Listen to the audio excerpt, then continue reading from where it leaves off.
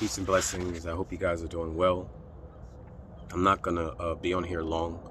I just uh, I just wanted to talk about something very important, and this is not an attack on anybody, but this is something that I felt led by the Spirit to bring up, and that is people. You cannot play victim, or you have to stop playing victim. And it's important for us to not make ourselves become victims, because everybody's been battered, everybody's been everybody's been battered, everybody's been abused. You know what I mean?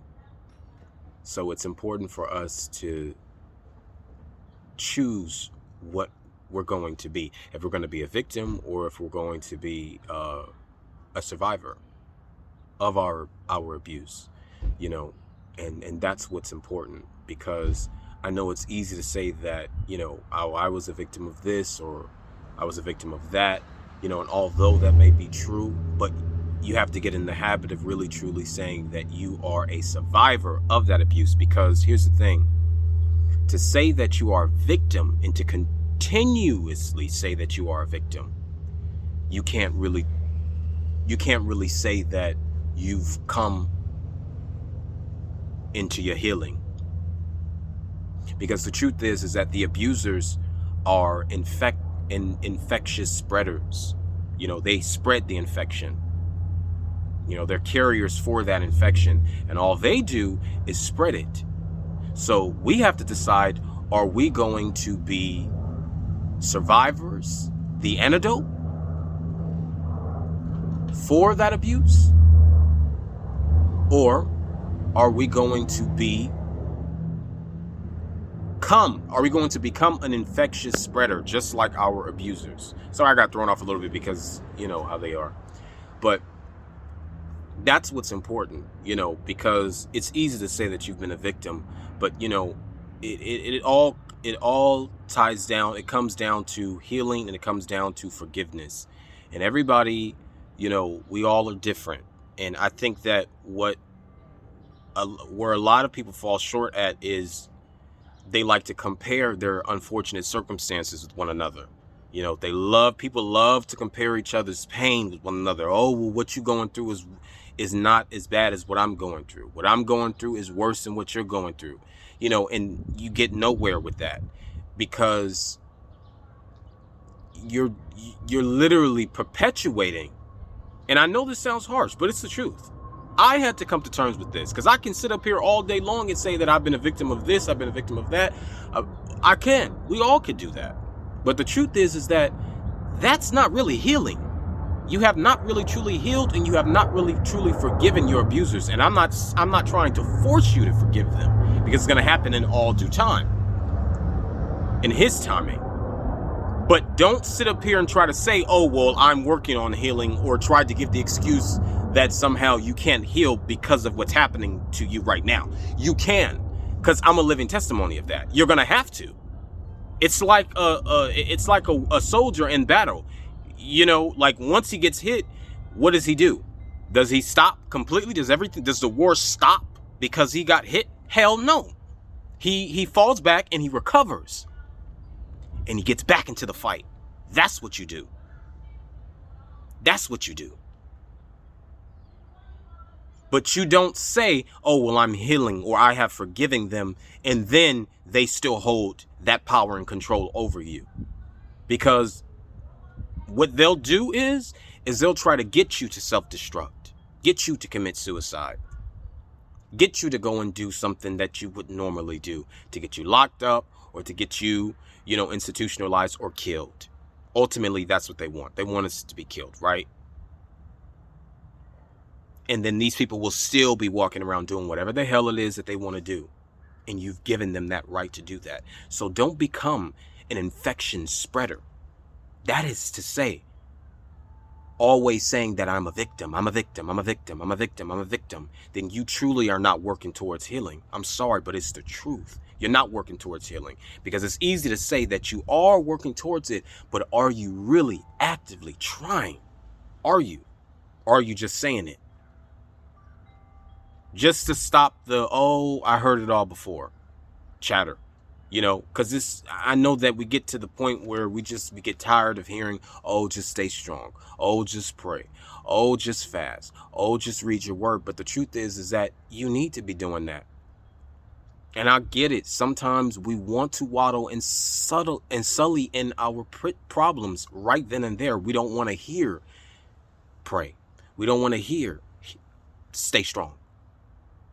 We don't want to hear those things. Because we want, and at that moment, we want to, like I said, sully in our problems in the moment. And it's okay to be angry. It's okay to be sad. It's okay to cry. It's okay to do all of that. It's okay to feel rage. That is natural.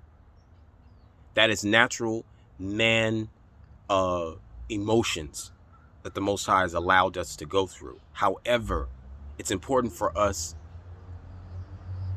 to gather ourselves and get back into the fight. It's important for us to recover and return back to battle. You just don't stay down and then just quit. It doesn't work like that, because the world is not going to stop because you feel like it should. And then there's some people who might say, oh, well, I'm not asking for the world to stop or roll over for me. Yeah, well, we know that, but what are you expecting then? Are you really truly moving towards your healing? That's what is important. Are you going to be an infection spreader or a perpetuator of the infection? Spreaders, the abusers, or are you going to become the antidote, a survivor? Because how are you truly helping someone?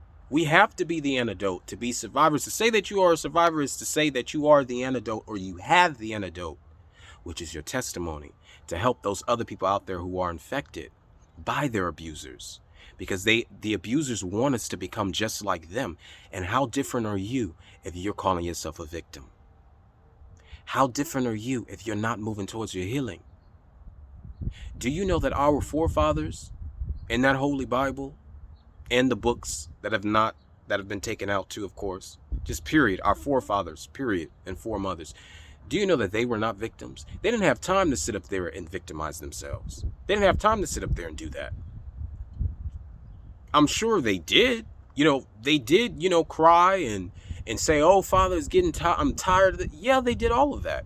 But at the end of the day, whatever the Most High had predestined and commanded for them to do, they had to do it. So there's no such thing as going back in time to not be chosen or to not do his will, because what has already been done is done. What has already been said has already been said. What is always already prophesied to come to pass will, in fact, come to pass. And there's nothing that you can do about it. So I ask you, which one are you going to be? Are you going to be the victim, the perpetuator of the infection that the abusers has spread upon us to hurt us and to stop us from becoming great in his eyes? Or are you going to become the antidote, a true survivor? Which one is it? It's important for you to choose, because if you don't choose, then what good is it for you to be in this fight? Otherwise, you're just wasting your time, and it's like being on a carousel that's constantly moving, never going anywhere, never getting off. And I know it's hard, so I'm not trying to be harsh or anything, but it's important for us to be directly honest with one another, even if it hurts, because the truth really hurts. You know dang well you ain't forgiving nobody if you sitting up there and you still harboring on what they've done to you. I'm saying for the ones who has confessed it, that they have forgiven their abusers, and then you still mad at them. I was like that. Constantly bringing that up. Every time I saw them, I was just thinking about that. And then I still was saying to myself, trying to convince my little old, man mind that I have forgiven them, when in fact I never did. It wasn't true. I wasn't saying it with conviction and with true honesty. So you have to forgive them, and it will come in time. It will. And you have to be swift to forgive your brethren. It is important for us to do that. And something that I see that a lot of us will do is, a lot of these brothers and sisters will be quick to forgive other people of other nations, but they will not forgive their own brethren who has wronged them. And this is the problem in our communities, is because of that. So I have no choice but to be quick to forgive my brothers and sisters. You know why? Because at the end of the day, what's important is my salvation. And it's important for them to see us as a living testament to his power, to his grace, to his tender mercy. Not for us to perpetuate sin. Not for us to be walking billboards of our pain.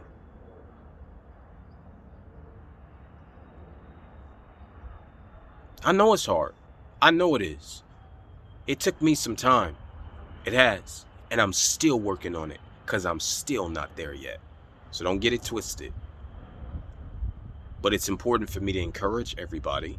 Most certain it is. I wouldn't be a true brother if I didn't tell you the truth. And it's hard, and it takes time for everyone. It takes time for everyone, because I think where the problem really lies is, like I said, it's us trying to compare our unfortunate circumstances with one another. That is number one. And then number two is, nobody wants to be told anything. See, it's a difference between someone trying to dictate you and then someone trying to give you an admonition, advice, wisdom. Okay? It's a difference between that. And you know the difference, because it would be genuine. And sometimes it will make you feel a certain way. You know what I mean? It will. It'll make you feel a certain type of way, and, like I said, the truth will convict you. It should convict you. It should. And I like being convicted. I done got to the point where it's like, I want to be convicted. I really do. Because it keep my head straight and keep me on that path of understanding and seeking wisdom. Because none of us got it all. But, a lot of people don't like being told what to do. But there's a fine line between someone actively trying to aggressively dictate you and then someone trying to give you wisdom. They're trying to, advise you in a healthy way. There's a difference between that. And it's important for us to not try to misinterpret that as someone, trying to tell us what to do. That's the difference. But it's important for us to get to the point where we need to really, truly move on. We do, at some point. Otherwise, like I said, you're just going around on a carousel and you're not truly, at some point, how are you getting any type of enjoyment off of it? When you puking, every second of the way, it's just not fun anymore. So at some point, you got to get off. You have to realize that, you deserve better. And you have to work out your salvation. And you got to stop trying to compare your life to other people. And that's the thing. Like, I feel like a lot of us do that so much, and that's one of the commandments. We shouldn't be coveting, we shouldn't be envying other people or wanting somebody else's possessions badly or wanting to experience somebody else's, or I don't want to say, we probably shouldn't be trying to envy somebody else's healing, because it's easy to do that. You look at a person, you're like, oh wow, like they've come to the point where they can really truly forgive people, and it's easy to envy that, because it's just like, wow, I want to get to that point where I could be like that, where literally anything that somebody says to me just ripples off of me like nothing, and it has no effect. But I want to be like that too. That's what I'm saying. And I know I'm not there yet, but I'm working towards that. And I have my forefathers in scripture to look up to. Most of all, I have the Most High to look up to. I have, Hamashiach to look up to. And these men, they were righteous. Words can't explain how righteous they really were. And only in their acts alone, it's just not enough in terms of us reading it. It's not enough to really truly do them justice of how powerful they were by the Most High and strengthened. You see? And I want to be like that. I want to be like Hamashiach. I want to be able to just be cool, calm, collective. When it's time to turn up, it's time to turn up. When it's time to be mellow and direct, it's time to be mellow and direct. But they never let anything stop them. You see, and that's how we have to get to that point where everything else is just considered nonsense. Or not necessarily nonsense, but it's not necessarily really important, because what we should be focusing on is your mission. That's it. So I just say, hey, if you are or have been, a victim of something, I say, welcome to the club. What you gonna do? You gonna get in front of me or you gonna get behind me? But I say fall in line. Because you ain't the first and you won't be the last person to be abused. And like I said, and I'm going to end it off like this, are you going to become the antidote, which is a survivor of the infection, the abuse? Or are you going to become the infection spreader? Because it's evidently clear that the infection has already gone viral. Peace and blessings. I love you guys. Stay strong, my brothers and sisters. And, until next time.